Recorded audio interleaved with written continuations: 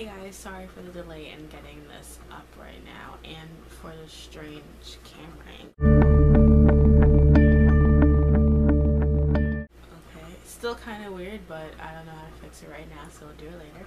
I had a class I was taking over the summer for my master's, so that's why I'm behind in the Sailor Moon videos. But today we're going to do our recap of episode 2 and episode 3, Amy and Ray. Just really talk about the Amy episode since it came out a while ago, so people have had time to digest it. I really liked about this episode, the introduction to Amy was really well done, showing her isolation because of her intellect and people assuming that she's cold or off-putting because she spends so much time in her studies. And I think they're starting to show the important reason why Usagi is the leader and not some of the other girls, because Amy is not very outgoing and she would not have gone to seek out Usagi or to seek out other people without being prompted by Usagi. You see that also with Ray and the next part, that both these girls lack an ability to really bring out the heart in other people. Not say that they're heartless, but they don't have that warmth naturally that Usagi has, and that is what also makes her the leader, because she brings them together and her friendship inspires them to work harder, and they do. And I think that it's really great that what breaks Amy out of the mind control that she gets is seeing Usagi being her and knowing that she wanted to be her friend and finally having someone that saw in her more than just the straight A student, and that makes her become Sailor Mercury, and then she joins the Sailor Scouts. We find out a little bit more about the Nega Force, about how they're trying to look for the legendary Silver Crystal, and right now is Jedi's mission. He fails again. So overall, a quality episode. My overall complaints about both episodes I'm going to put at the end. So for the next episode with Ray, let me just start off by saying that Sailor Mars is my scout. Like, that's my girl. I love Sailor Mars. I love Ray. Have loved her in every incarnation, even though I don't like how the original anime made her so boy crazy, because that's not her. I mean, Ray is either asexual or aromantic, leaning toward no, what's the term? He's either asexual, leaning towards having romantic relationships with women only, or a lesbian. There is no indication that she has any interest in men, except for like this art that kind of indicates her and Jedi having a thing. But overall, yeah, Ray is my favorite scout. So I was super excited to see her introduction. Like, just seeing the little blip of her in Amy's episode, I was just like, my life is gonna be set. Like, I can't wait. And it was. I really liked this episode. I again like how they show that Ray has had to deal with sort of isolational issues because of her powers, because of her abilities. She doesn't naturally trust people. Like, even when Usagi comes and wants to help out, she doesn't immediately trust Usagi because she's had to deal with people getting hurt because of her powers and things like that sort of implied. And she has kind of demeanor towards her that, you know, draws people in but also makes them afraid. And I thought it was just super cute how Usagi's just like, you leave that beautiful girl alone. Like, she loves Ray because she's pretty, and like, it's very, she's done it with Amy too. Like, she's cute. Like, so Usagi just wants to be a Sailor Scout so she can hang out with cute girls. Let's just be real about it. But what we find out in the beginning of the episode is that there are a bunch of different generals. There's Jedi, there's Nephlite, who's got the excellent hair cape, and then there's Zoisite. We haven't seen the last one, Malachite, yet, the fourth general, but they don't really know what they're looking for. They don't know what the Silver Imperial Crystal is. Beryl is being super vague about it because it's got super amazing powers.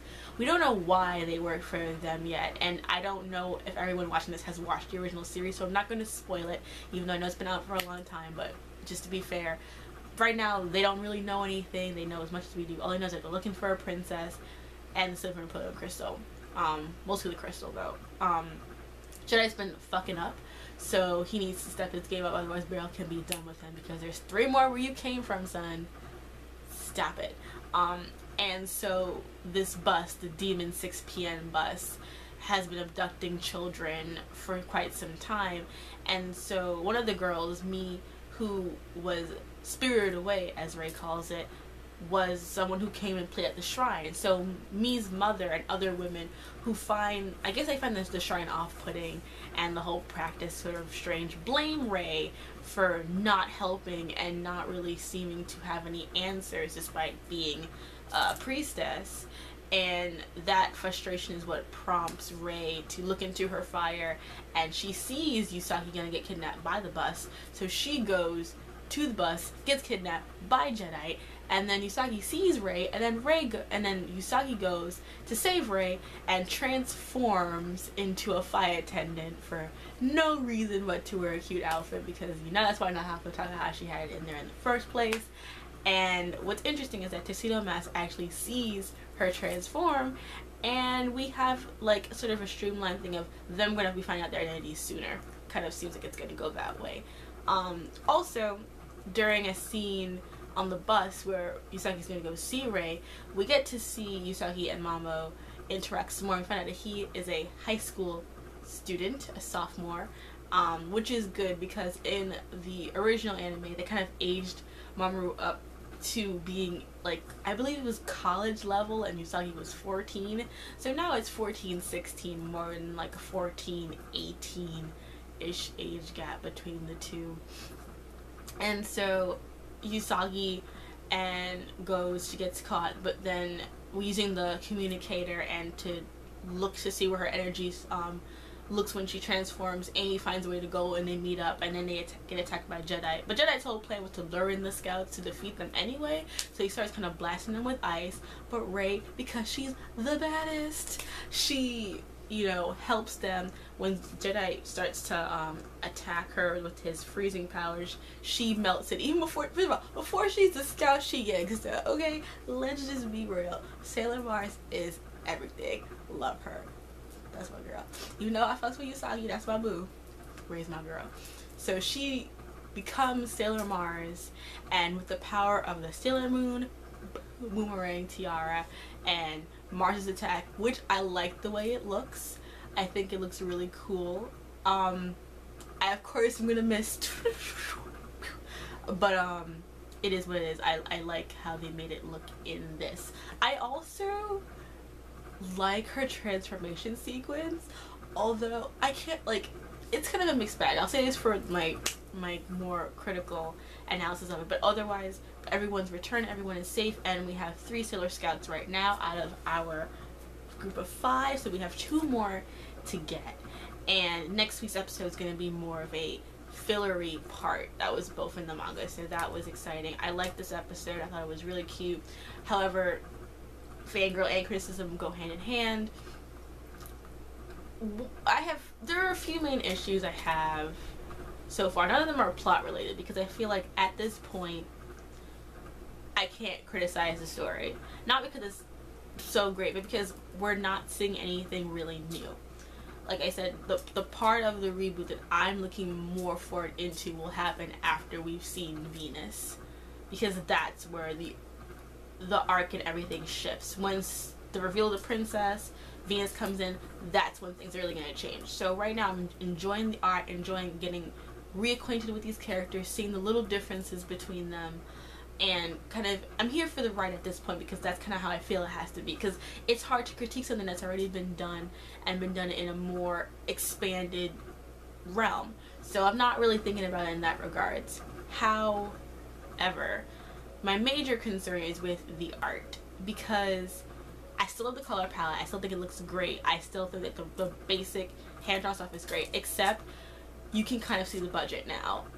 There were certain scenes, like in the conflict scene between Jedi and Rei, where their faces were drawn very kind of poorly, in my opinion. I mean, just the angles that were being chosen and stuff like that, it just looked very bad.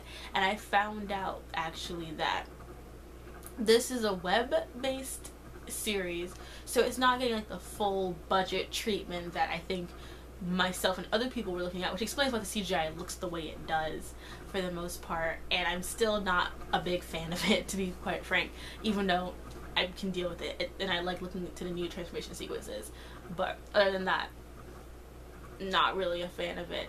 So yeah, the few scenes here is like, oh, you can see the budget, you can see that they don't have the kind of money that you would want to be behind this sort of big franchise. So I'm hoping that if this season is successful, that they will get a bigger budget. Transformation sequences, actually, I'll admit it was kind of a letdown for Mars. Personally, I don't know if it's because she's my favorite, so I have the biggest expectations, but I feel like I really like Usagi's because there's so much being done there, like the popping of the ribbons. Everything is just really intense with that transformation sequence, but I feel like the same care and quality was not given to one Amy, who was really sad. Like, her transformation sequence looked like isn't that impressive in my opinion. But Mars, well, it's really nice at first. Like, I like the fire. I like how it looks aesthetically. But then I compare it to the original, which I know, bad me, but it's the only thing I'm doing right now is comparison. Just that, and I compare it to how it looks in the original transformation sequence, and I can't help but think that's better. Like, I honestly just think it looks better. It's sleeker. I also like the poses better. I feel like like their dramatic poses at the end look weird because their legs, even though their legs are always very slim, and I think that I like the style of it. It's not the style thing, it's the way they placed it. Looks weird almost every time. It looks like they're like dolls that are like kind of like not properly sequenced. Still fierce, but it's jarring the first time, and I can't help but feel like I prefer so far I haven't seen a transformation sequence in this series that I have not preferred in the original. The attacks so far I like equally, but in terms of just the transformation sequences, definitely more of a fan of the original ones. And then other things that I hope that they're not going to be doing transformation sequences every fucking episode. And like I said, I like stock footage and I appreciate that, and I don't mind if they show like little bits of it throughout the time, but I hope by the time that Venus comes here, we are not doing this anymore, because we don't need to do this anymore. I know it's here for the fans, and I'm a fan, and I like it. I like it in the original, and I don't mind it at all. But in this new series, where we're supposed to be like going back to the manga and just doing that stuff, you don't need to have transformation sequences. I would rather they just cut it out, or just do like really quick transformation that they used to do in Madoka. Just really quick, let it be done. If you want to make something look cool, just like. But after Venus, I'm not gonna be able to tolerate them doing a transformation sequence every episode. I think it's done. You don't need to do that anymore. And then one thing I was thinking about in terms of plot, because I could have sworn that at the end of this, at the end of this episode with Mars, she kills Jadeite. She kills Jadeite, but it looks like Jadeite is still alive in the next episode, which is not the way it's supposed to be. Yeah, it looks like he is still alive, and it didn't show his body like burnt alive like in the manga, so that was disappointing. I think that's probably my biggest disappointment that I've had so far, because I feel like the point of this reboot was to be closer to the manga. So why don't you have Mars killing Jadeite? Why are you bringing it out? Why aren't you showing the more gritty things of it? Like, you have this amazing art that you could be doing right now, but you're not doing it, and that's disappointing to me. So I think my only main disappointments right now with the series is the transformation sequences, very weak, not really feeling it. That Mars ending, because she's supposed to kill that bastard and she didn't do it, and all those guys are supposed to get their little cool moments, so I hope that they're not cutting it out for like bigger things. Like, I hope they're not gonna do like the same thing where it was like Mercury and Mars and fighting Jedi with the plane. Like, do the manga. That's what you're here for. Do the manga. Then like that, and I still don't like the CGI at all. It just looks bad. It doesn't even look terrible. It's just that it's not better than what we had before in terms of how it looks, in terms of just overall cool factor. The original's better. But other than that, I'm enjoying it. I am so excited for next week. It's going to be a fun little filler. thing. Lots of Tuxedo Mask and Usagi moments. Yeah, that's my shit. Although I rewatching all the scenes with Mars and Usagi fangirling Ray made me think, like, I remember when I was a kid, I kind of felt like the reason why Ray and Usagi fought so much because they were in love, because I just assumed that everyone who fought a lot was in love with each other because that's what TV taught me at the time. So I was just like Ray and Usagi are in love. So when I watch this, I just think like, yeah, she would have been the one if it hadn't been Mamo-chan, not Seiya. Sorry, that's not for this conversation.